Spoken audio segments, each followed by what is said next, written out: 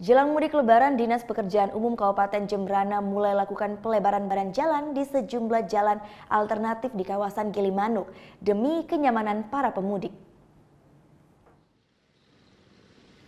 Sebanyak 3 ruas jalan alternatif yang ada di kawasan Kelurahan Gilimanuk sejak minggu kemarin mulai dilakukan pelebaran. Jalan alternatif ini meliputi 3 lingkungan, yakni lingkungan asri, lingkungan asi, dan lingkungan arum. Pelebaran badan jalan sepanjang 1 km ini bertujuan untuk memperlancar arus mudik nanti. Awalnya, lebar badan jalan alternatif ini hanya 2 meter, namun kini dilebarkan menjadi 4,5 meter. Kepala Dinas Pekerjaan Umum Kabupaten Jembrana, Gusti Putu Mertadana menjelaskan pelebaran jalan yang saat ini masih dalam tahap pengerjaan sebagai salah satu bentuk untuk mendukung kelancaran arus lalu lintas saat arus mudik nanti.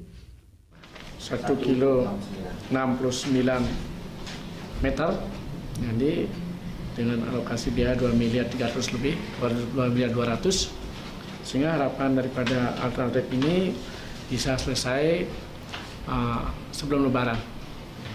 Kalau untuk perbaikan daripada jalan tersebut, pertama kita melebarkan badan jalan yang dulunya 2 meter, kita jadikan menjadi 4,5 meter. Dinas PU menargetkan proyek hot mix dan pelebaran jalan ini akan selesai pada 30 Juni 2016 sehingga diharapkan saat puncak arus mudik, jalur alternatif ini sudah bisa digunakan oleh para pemudik. Surya Sanjaya melaporkan untuk NET.